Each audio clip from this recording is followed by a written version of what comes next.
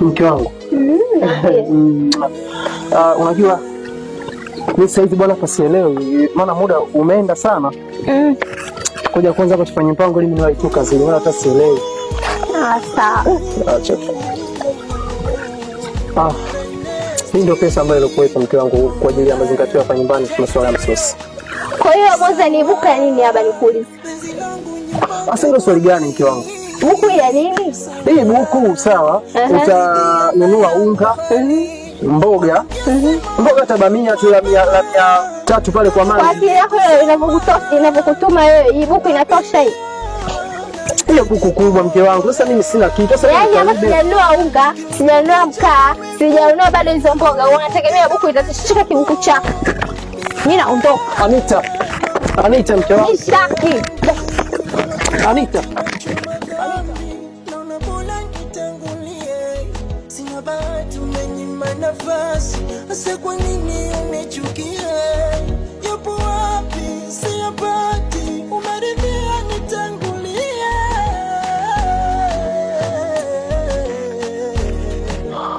Mungu wangu. Mwenyezi Mungu. Naomba unisaidie niweze kuwa na maisha mazuri mimi kiumbe wako. Mke wangu ameondoka. Ameniacha kwa ajili ya ufukara. Anita!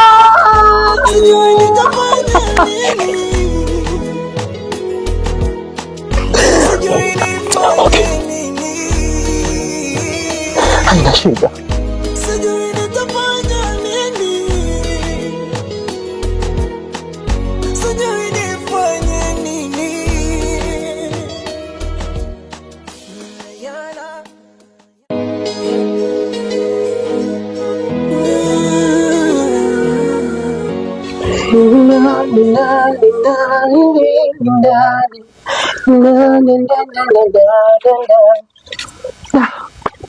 Maisha haina shida. Kuja nichole tu hapa ngoma. Ipo siku tu Allah atanijalia na mimi maisha yangu yatakuja kuwa mazuri.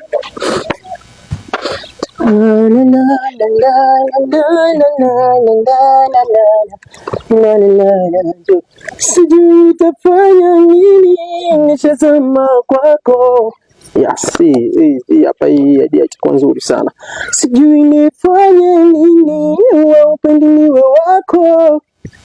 Sijui nitafanya nini nishazama kwako. Oh baby. Unajua maumivu ya mapenzi yanavyoumiza. Unajua maumivu ya mapenzi yanavyoumiza moyo. Pana, hapa nzuri.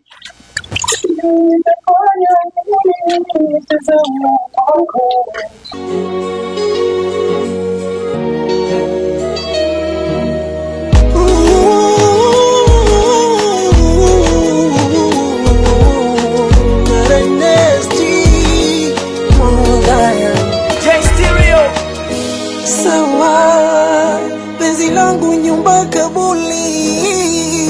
Sawa, ukuridhia na yangu hali. Bora ungesema mapema kabla meli kuzama.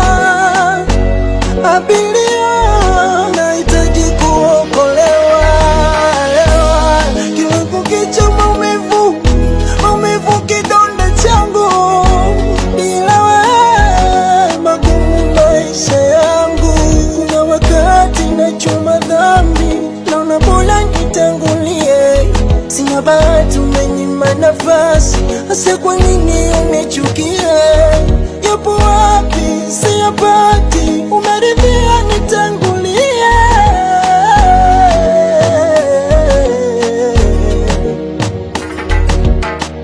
Sijui nitafanya nini nishazama kwako. Sijui nifanye nini wewe upendi niwe wako. Sijui nitafanya nini nishazama kwako. Sijui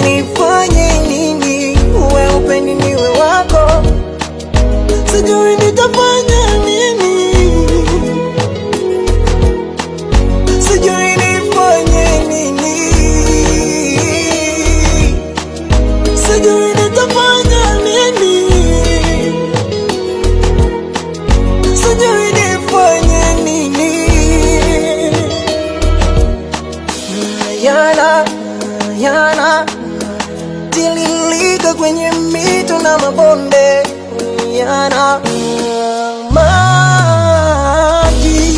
Jana umedanganya, kipofu kumpora fimbo, unanitukana nalia sana.